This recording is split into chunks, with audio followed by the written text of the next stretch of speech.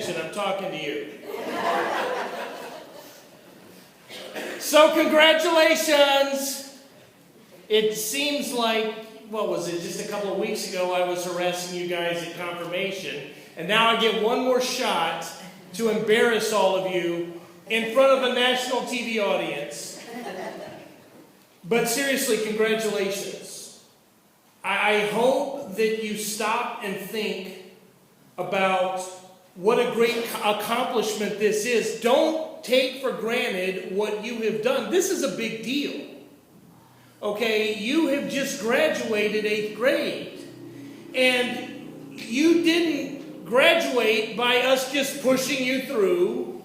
You're not just getting a diploma because you showed up every day. You had to work very hard to get here tonight. This was not handed to you. You earned it.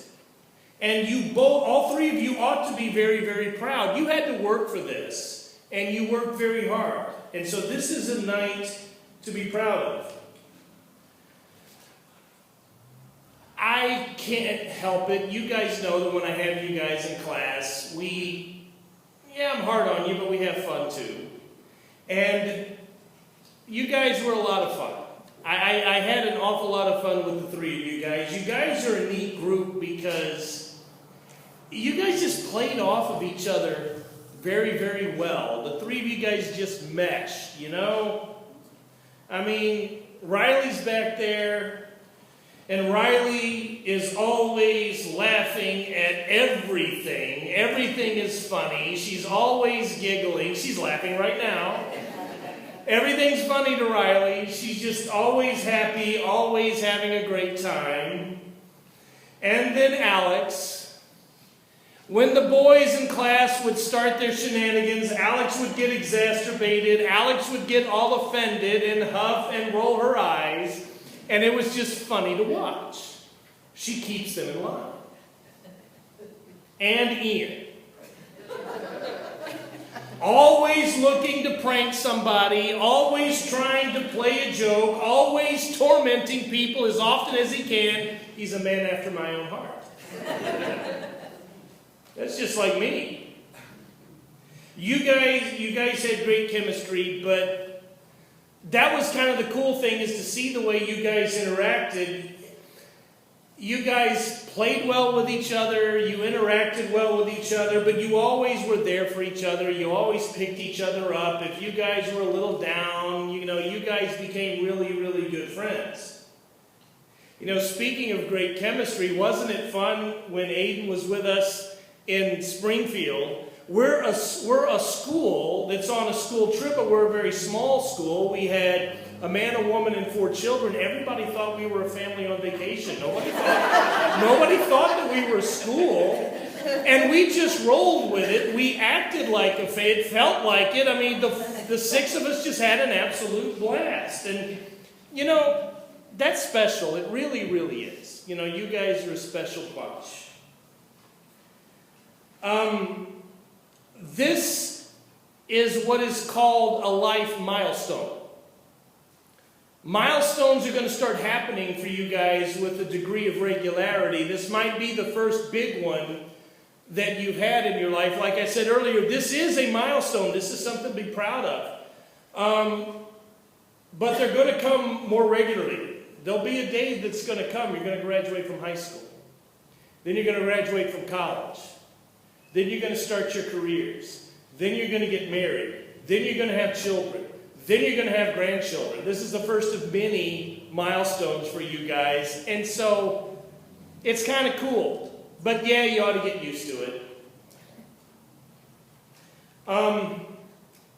Not only did I enjoy you guys collectively as a class, I enjoyed all of you individually. We all ended up becoming really, really good friends, and it's become an annual ritual here. I don't know how many of you have seen a Trinity graduation, but every single year, I individually single out every single graduate, and I harass, embarrass, and humiliate all of them every year, and this year will be no exception.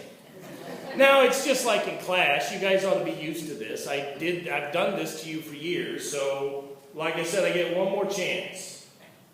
And I always go in alphabetical order, so Riley, you're first. Riley Baker. 1, your ping pong game needs work. But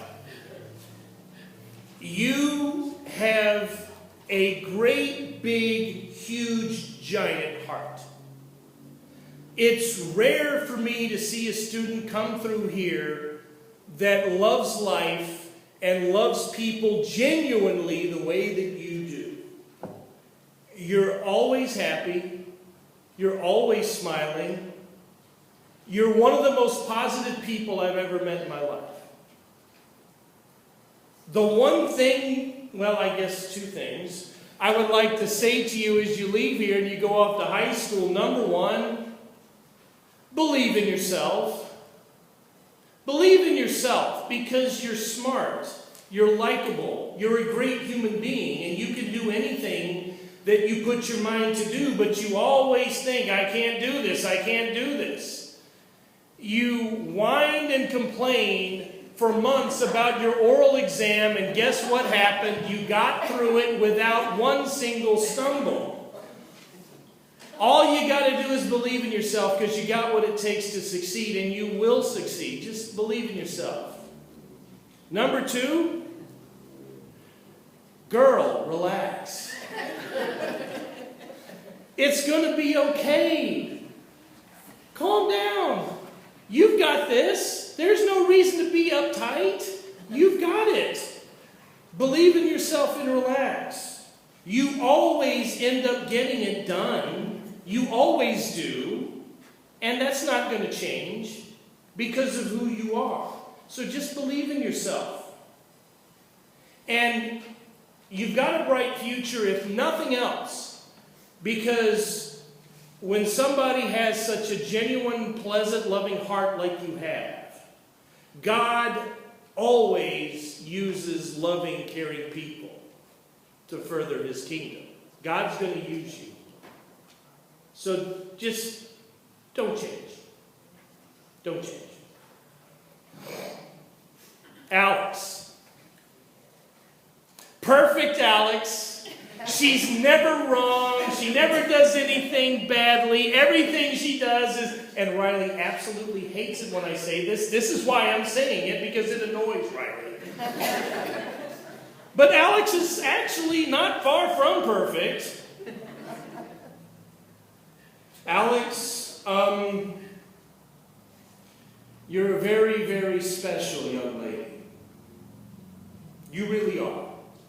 I don't know that I've ever seen you without a smile on your face. You really are very intelligent. In class, you know, when I would throw out one of those deep questions, Alex was the one you'd see the gears. You could just see it in her face. She's thinking. She's processing. Alex is a thinker. Alex is very, very thoughtful and very, very intelligent. But at the same time, Alex has a cool personality. Alex is very, very fun-loving. Alex is an extremely likable human being. And what's funny about both Riley and Alex is they can take a joke. Do you guys remember just a couple weeks ago when we were in Springfield, right? And we're having dinner. And I'm looking over, and Riley just was not doing well for a little bit. And, you know, she just, I don't know if you needed to eat, I don't know what was going on, but you just, for about 15 minutes, you didn't look well. And Miss Messina, who was sitting next to me, noticed also, and I leaned over to Miss Messina and I said, you know, I don't like the way she looks.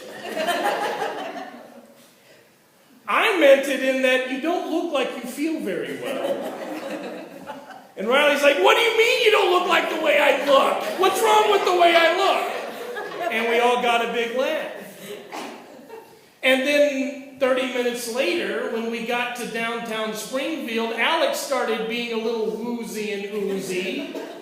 And I didn't learn my lesson. And I leaned over to Miss Messina and I said, you know, I don't like the way Alex looks right now. What's wrong with the way I look? And everybody had a great laugh. You two, you guys are an awful lot of fun. And I'm going to miss both of you deeply.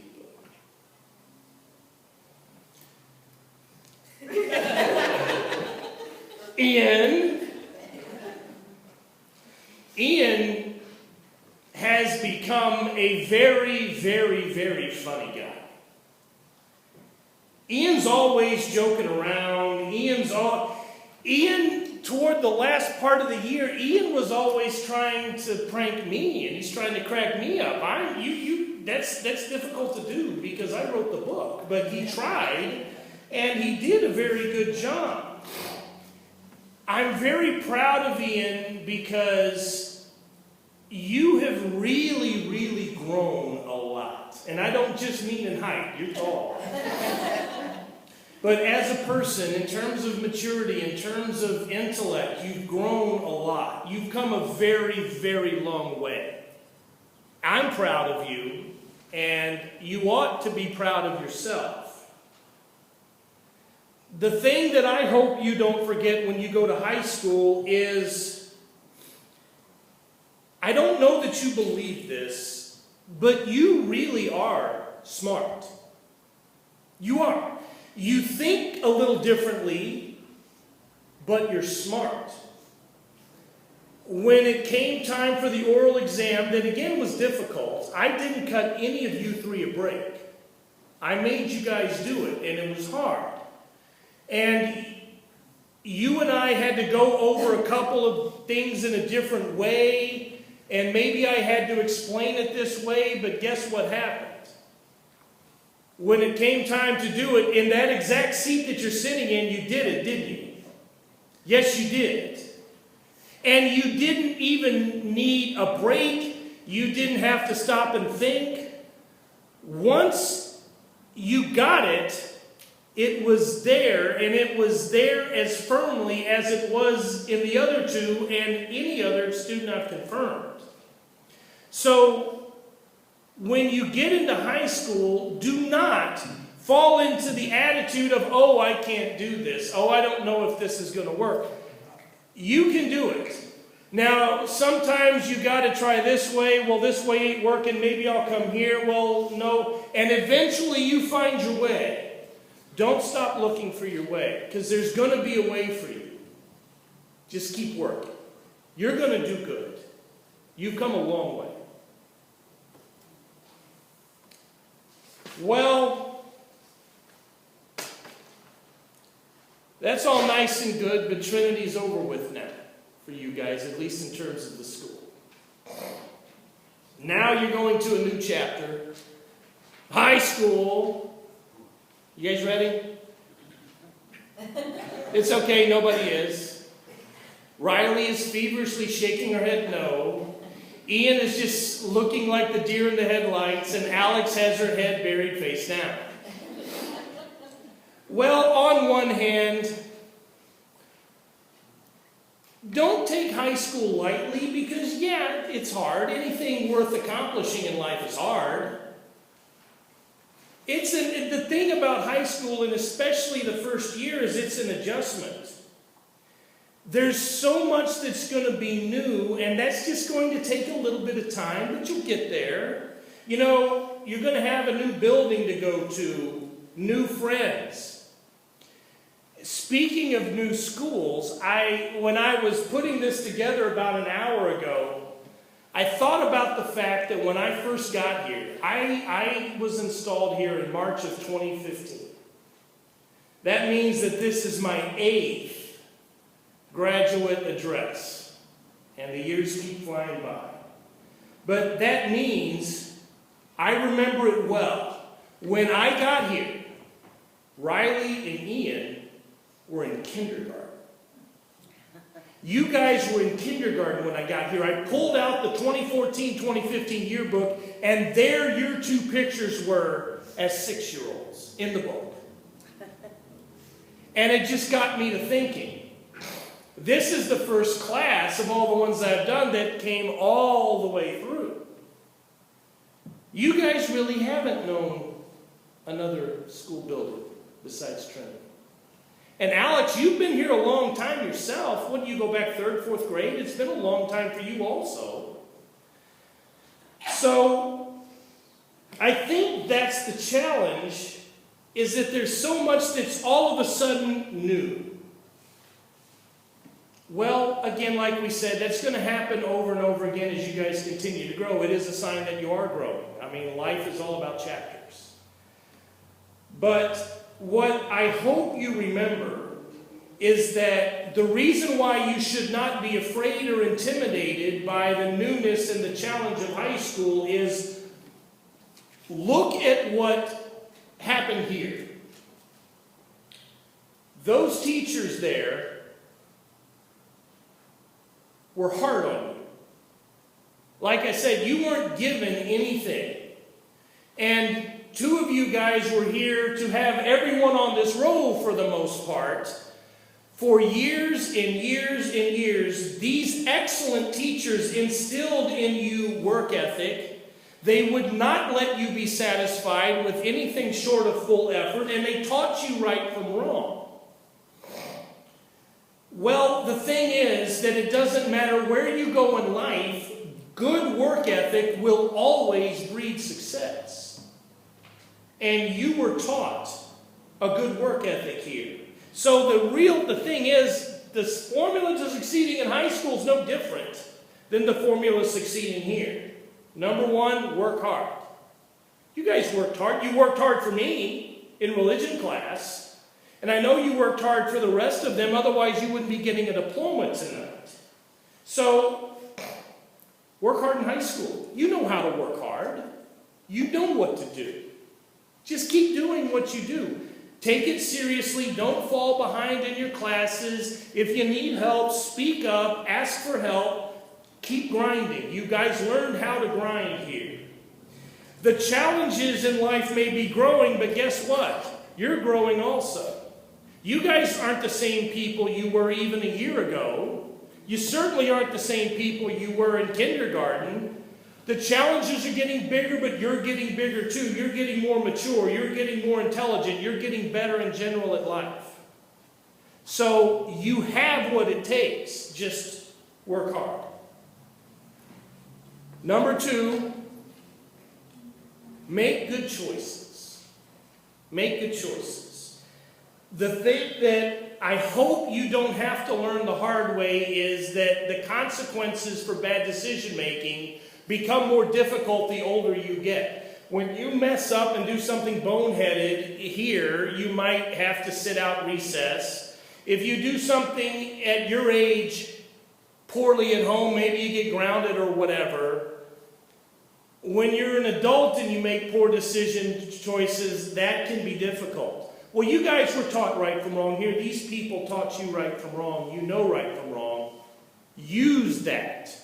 When you go to high school, simply use the moral compass and the right and wrong that you were taught here, and everything's going to be perfectly fine. All of you guys can do this.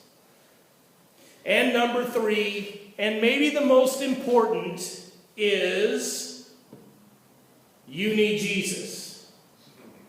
Everybody needs Jesus. The thing is, you've been here at a Christian school, and well, Alex, are you still going to Walther? Okay. 2 of the 3 of you are not going to have religion class every single day, like you've had for the last 8, 9 years. So that means that if you're going to stay connected to Jesus, and you need to be, you've got to seek him out. You're not going to have religion class. It's up to you to come to Jesus. Now, I taught all of you guys very well. Raise your hand one last time. Let's pretend we're back in class. Who knows the 3rd commandment? Ian, what's the 3rd commandment? Remember the Sabbath day by keeping it holy. Alex, what does this mean? In your own words. We should.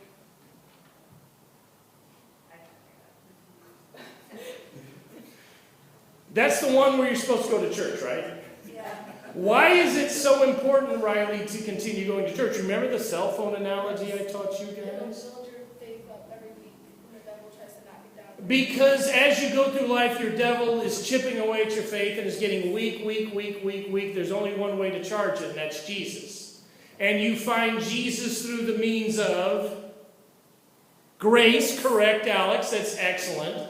So the whole point of church is you get to encounter Jesus, and he strengthens your faith. Don't let that slide. We all need him. Nobody is going to succeed at anything without Jesus in our minds and our hearts. Just because you've graduated from the school doesn't mean you've graduated from the church. You find God in word and sacrament, so continue to be in Jesus, feeding your faith, receiving communion. You guys were just confirmed a few weeks ago. Take communion regularly. Come hear God's word. We all need it. Every one of us needs it. Jesus loves you, and all of the challenges that you're going to face in life, you'll succeed because he's going to be with you. So come to his house and be fed. Well, it's always that time, and I always hate this part of the address because this is when I say to you, thank you. Because you guys, as always, have brought me a lot of joy. You've been a lot of fun. You've made me very happy. You've made me happy because you guys have grown. You guys learned about the Lord. And you guys have become wonderfully great people. I hope I don't have to say stay in touch, because I do hope to see you regularly in church as you go through. But Trinity Lutheran School is always going to be your school. Miss Messina knows about change. She's dealing with it right now. But she's always going to be your teacher. You can always call her if you need anything. All of these teachers that have impacted you, they all love you. And they want to see you do well, and they want to see you from time to time. And I am your pastor. I'm always going to be here for you no matter what. So again, I hope to see you in church with regularity.